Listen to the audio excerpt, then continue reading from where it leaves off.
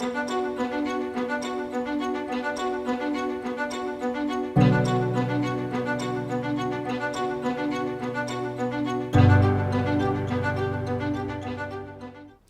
folks. My name is Mike Dobbs. I'm the executive editor for Reminder Publishing, and welcome to another edition of Government Matters.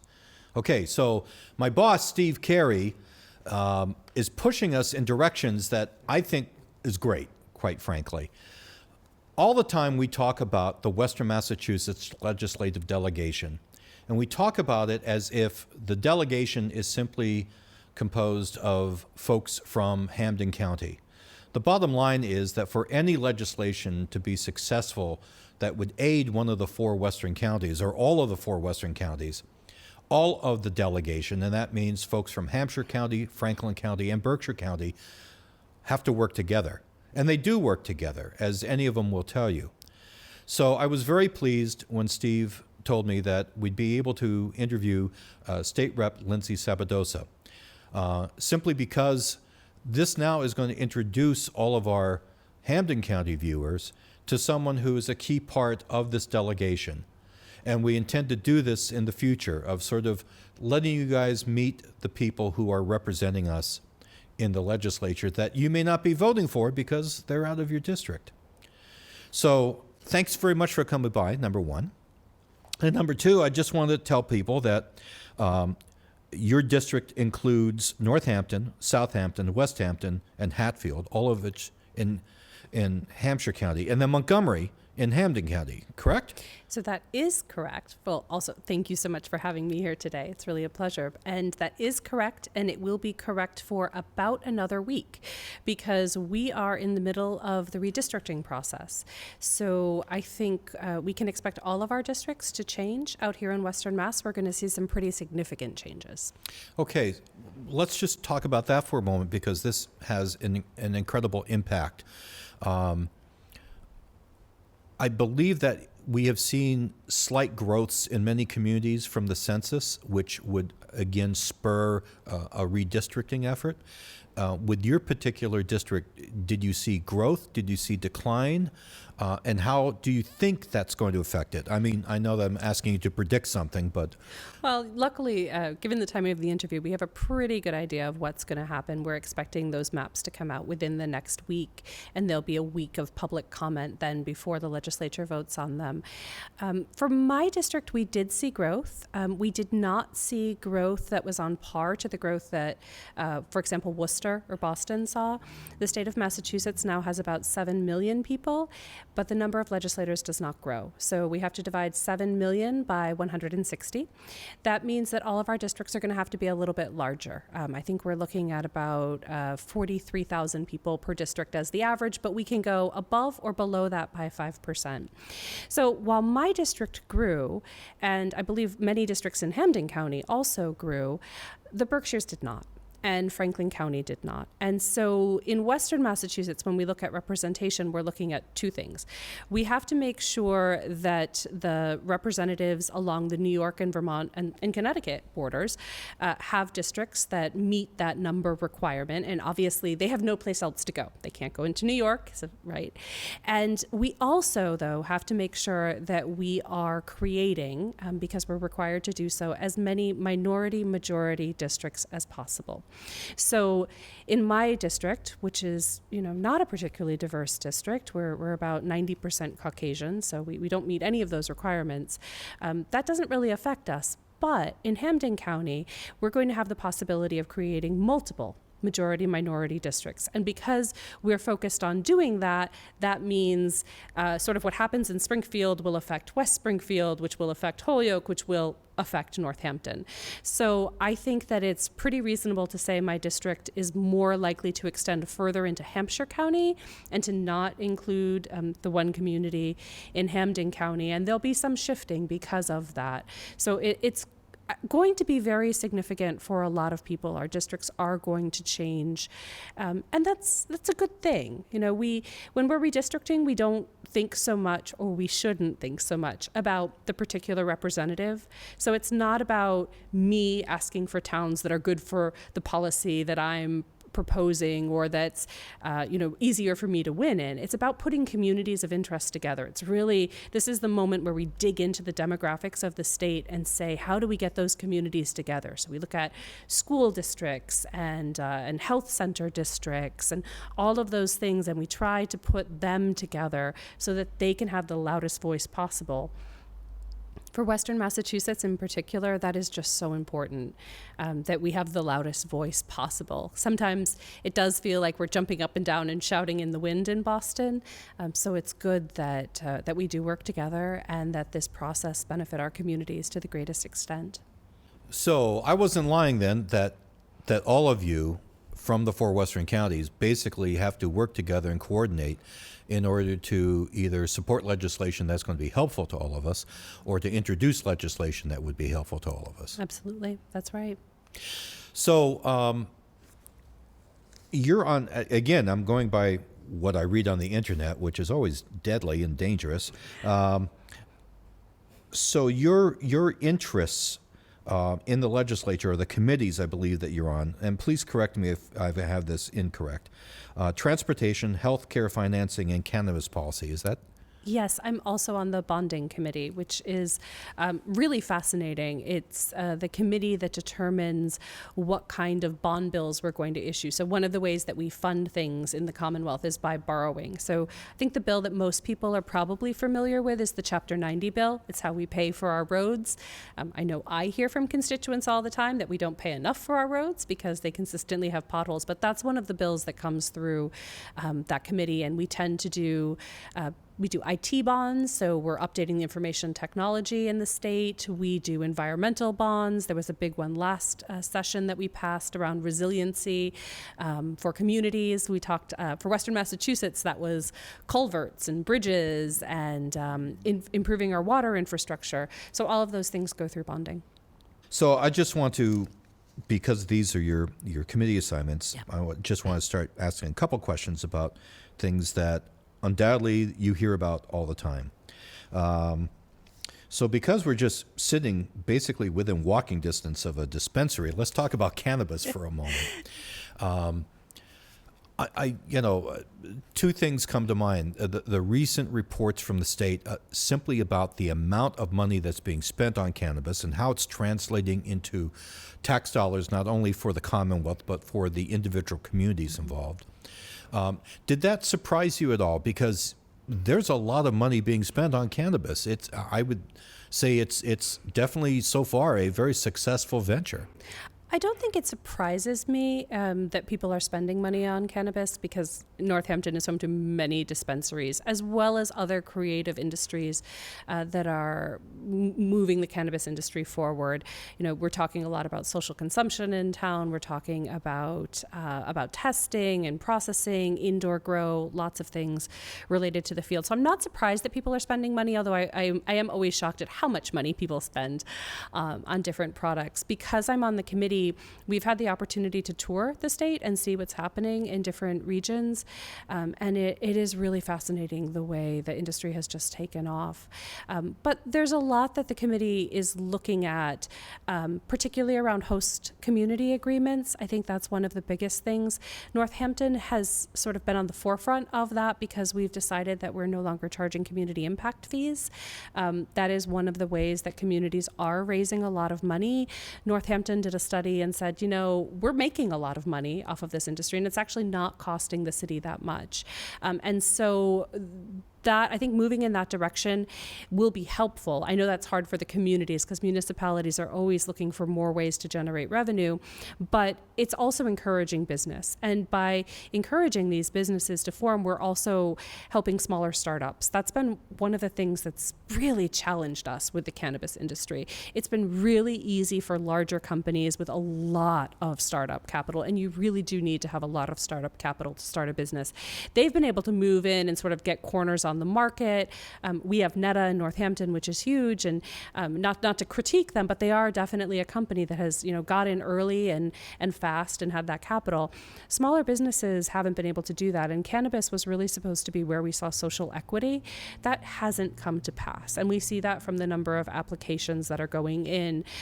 We're hoping that that'll change a little bit with delivery, but we're hoping that there's also room for us to put some more regulations around what host community agreements can say, so that we are encouraging those small local startups, because that's what this was supposed to be. This was supposed to be impacted communities being able to make money off of a plant for which they had been penalized for many, many years. So we were trying to right that wrong. We haven't really got there yet, which I think leads us to the second thing the committee is looking at, which is those startup funds. I don't know about most of your viewers, but I will say personally, I do not have $1 million or $1.5 million sitting in a bank to start up a company, any kind of company.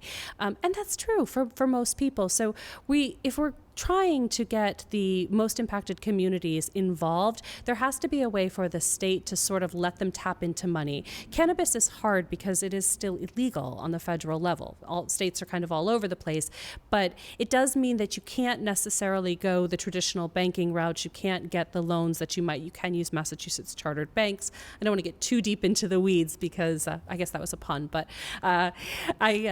we are trying to figure out a way that people will be able to access funds to start up different businesses. And really, it's been amazing to watch. We were just at a testing lab that's going to be opening in Holyoke, and the things that people are sending in to have tested. I mean, they're doing cannabis-infused baklava, something that I'd never thought I would see in my lifetime, and yet there it is, and there's a market for it. The reason that I do a fair amount of reporting about this, and I think that I don't want to use the word failure, but certainly there was a disconnect between the idea that this could be a startup business. Mm-hmm. And in fact, it's a very complicated business, as you just alluded to, and it's complicated about the amount of money that has to be paid for everything from application fees to retrofitting a building so it meets the requirements. Here in Springfield, we have one dispensary that is going to be opening fairly shortly. That is not only operated by a Springfield resident, but she is also African American, mm-hmm. and because I said she's a woman. So we have, and she is. This operation is sort of singular because there's not very many operations that are being headed up by a minority, a woman, and a local resident of the community. And I know that the whole delivery aspect of this has been touted as a way to try to get people into the industry at that level. I'm heartened the fact that you guys are still looking at this and you realize that there is sort of a gap. Yep. Because obviously a number of the places that you see in the valley are not necessarily owner-operated local folks. It's companies that are coming in from other states that have been successful in other states. So, but do you see that this is going to continue its upward growth? Do you think that there's a ceiling that's involved in any of this? I mean, the other wild card is what's going to happen on the federal level if we ever see something happen on the federal level, which would be very interesting. But I'm just wondering in terms of, because I view this as an economic development issue, if you see that there's going to be a limit and, we'll hit the limit at some point. I don't know that there's necessarily going to be a limit, and I say that because I think there's a lot of room for innovation within the industry. I'm sure that there's going to be a limit to the, the amount of traditional product that people are buying, whether it's flour or the gummies that we keep hearing are so popular. But I think that there's room for different and creative ideas, like the baklava. We're seeing drinks now, mm-hmm. Cannabis-infused drinks. So I think that there's going to be a market for other things. And I was talking to someone today who is trying to make paper out of cannabis. So there's there's a lot of room, I think, for growth and innovation. And in that sense, I don't think we're going to hit a limit quickly. I'm just trying to think about other industries that may be similar, whether it's alcohol or tobacco. I think, we're certainly trying to push people away from tobacco into products that are less, that have less of a public health impact, although we can argue all of these products have a public health impact.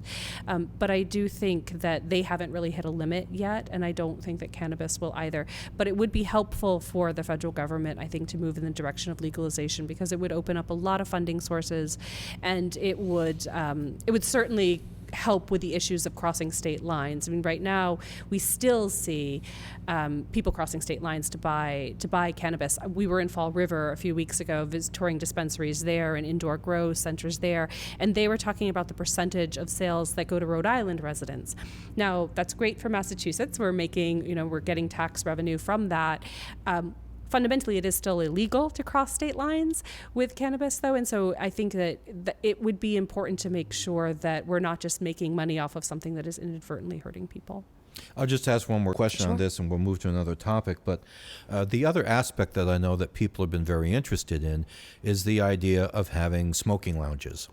The idea that perhaps a dispensary would have an allied business, if not part of their business, where it's sort of like a bar, but you would go in and you would use cannabis products just like going to a bar and drinking alcohol.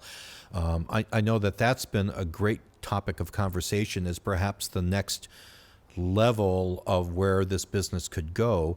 Is that still being discussed? Absolutely. There are businesses that are ready to go once those regulations are put in place. Although when you talk to the commission, they feel strongly that we need to pass legislation to sort of close the loophole and give them the authority to regulate businesses that want to move towards social consumption.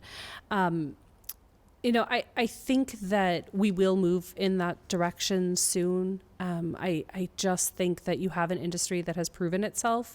It was part of the original conversation as we were just sort of legalizing and putting the CCC in place. And I believe the governor had said something like, let's learn to walk before we start to run. But we are at the point where the industry is running, and we're going to have to catch up. So there are a few bills that would help advance social consumption. I know that the commission has several ideas of the types of powers they'd like to see the commission granted in order to make sure that it's properly regulated. There was a working group that studied social consumption as well. I think I want to just sort of specify, because one of my concerns, I grew up in the 80s, so I remember bars where people smoked cigarettes, and I remember that there is really no such thing as getting away from cigarette smoke. So the way those regulations are written, they would have to be outdoors if people were going to smoke, and they have to be within a certain distance of surrounding buildings. And so there's guidelines there. But I think that social consumption is more than likely not just going to be about the physical act of smoking, but it is going to be about cannabis-infused lattes or chocolates or things like that. And so then, the work of that working group will really be important, because we need to know, well, then when is it safe to operate a vehicle? Can you operate a vehicle? What are the guidelines there? But lots to look into, and that is really why the Cannabis Committee, I think, has spent so much time. Just next week we're sitting down with local business owners that want to do social consumption to hear what their concerns and fears are, and really get a better understanding of what the scene is. Excellent. Transportation. I want to talk to you a little bit about a couple different elements, and hopefully it's something that falls within your wheelhouse. First of all, Senator Lesser has been on this show many times, and we've talked many times about East-West Rail. Right. And I know that there is an anticipation, well, I shouldn't even say an anticipation. Right now on Beacon Hill, all of you are thinking about how federal funds, ARPA funds, ought to be spent, what directions they should go into. I know that there are some people who are saying, well, this is now the time to strike, because we're going to have we have a friendly federal government when it comes to rail. We've got this money. We can see that this would be a huge economic development issue. So I'm just wondering if you share in the idea that perhaps this is really going to be the opportunity to have a very serious statewide discussion about this, planning for the future in terms of East-West Rail? Well, I do think that this is the right time. I was really excited to see the map that Amtrak came out with that sort of highlighted what the future of rail could look like across the United States. Of course, East-West Rail in Massachusetts was included on that map, so that was a great thing to see, as was the extension of the north-south route. I do live on the north-south route, Sure. the Knowledge Corridor, so I always view it as sort of the new interior rail, the new Northeast Corridor, because it does connect us with New York. I think that sometimes in our conversations about East-West Rail, we get a little provincial and we think, oh, it's going to be great. It's Western Mass connected to Boston. And yes, but it's also Western Mass, hopefully, connected out to Chicago, and Western Mass connected to New York City and to DC, which we do have through the north-south route, through the Knowledge Corridor. But we need improvements to that rail in order to do that. So for East-West Rail, I think it's really important that this is the time we figure out how we're going to fund it. We know that this is a very large project. We know that we're going to have to look at the environmental impacts of the project. It's going to require land taking. It's going to require running trains through wetlands. That's a lot of negotiating with local communities and spending a lot of political capital, quite honestly, for legislators, but something that we absolutely need to do. We started the beginning of the program talking about redistricting, and I mentioned communities that saw a lot of growth, as Worcester and Boston. Worcester is connected to Boston now. You can take the train easily between the two communities, and as a result, we saw a 20% increase in their population over the last 10 years. That same thing can happen to Western Massachusetts. So it is an important time for us to do that. For the north-south route, personally, I've really been advocating for positive train control along the route because there are not a lot of trains that are coming through, and that is also because we need to update those tracks. Positive train control is a safety measure that would allow us to do that. We just got it onto the CIP, the Capital Improvement Plan, through the Department of Transportation, so that's exciting, and I'm hoping we can make sure it's fully funded with the ARPA funds as just part of that connection, the north-south route connecting to the east-west route in Massachusetts, really having train service. That's heartening to hear because I'm a huge advocate for the train service. I'm a huge advocate that if we have the correct kind of east-west rail, that maybe we can see some of the hideous gridlock as you drive, especially toward the east. Yes. On the Mass Pike. I feel sorry for all of our legislative delegation that they have to go to the building, so to speak. I know that you guys were working remote, but the bottom line is that trip to Boston is a very daunting one. It is a very daunting one. But I think, in this conversation, we have two prongs to this. We have the how do we build it and how do we pay for it. And I think that, this $1 trillion plan that's moving through Congress, and we have a Secretary of Transportation who I believe is very favorable to the project, so that's great and will move us in the right direction. It is also really important for us, though, to not just focus on the how do we build it, how do we pay for it, but we have to focus on the fare issue as well. If Western Mass gets fares like Amtrak likes to offer, where it's $100 round trip, people are not going to use that to commute. It's not reasonable. We're dealing with that on the Knowledge Corridor already. The southern part of the route that comes to Springfield, that's run by the Department of Transportation in Connecticut. The state underwrites those fares, and so you can get from Springfield to New Haven for, I believe, about $12. Massachusetts doesn't do that for the northern part of the route. So if you get on the train in Greenfield, Holyoke, or Northampton, you could be paying, depending on when you book, $20, $30, $40, sometimes more. And so it's important that we have the train service, but it's also important that the train service is affordable. State Auditor Suzanne Bump released a report earlier this week, which if people, I did a story on it. I tried my best to get the salient points out of a 105-page report, but the report was about the status of infrastructure in Western Massachusetts, and the status is not good.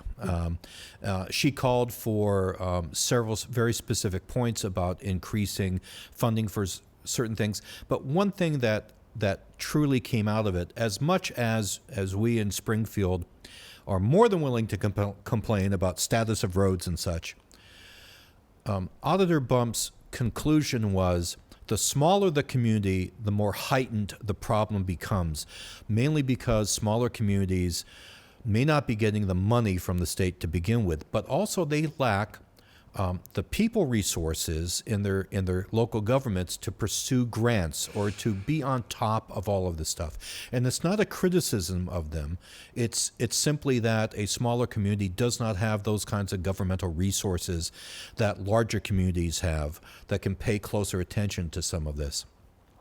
Were you able to take a look at the report, and do you agree that these infrastructure needs are not only pressing in cities like Springfield or Northampton or Greenfield, but even more pressing in smaller communities? No, I was able to read the report, and I had a conversation with Auditor Bump about it as well. I think there were a few things that came out of that were really important, but your point is well taken, and it does go back to that Chapter 90 bond bill. There's a formula through which we decide how much towns get in that bill, and I believe it's Rep. Pignatelli who files legislation that tries to adjust that for smaller communities because it is based on population.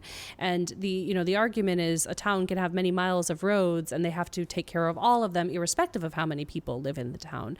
So, and the Chapter 90 bond bill, I should also mention, is a reimbursement. So the towns have to come up with the money in the first place and then the state reimburses them. So sometimes they can kind of float that, but it does make it really difficult. And when you have roads that need massive amounts of repair, they do get put off. And I think that's true in all communities. I certainly know it's true in Northampton.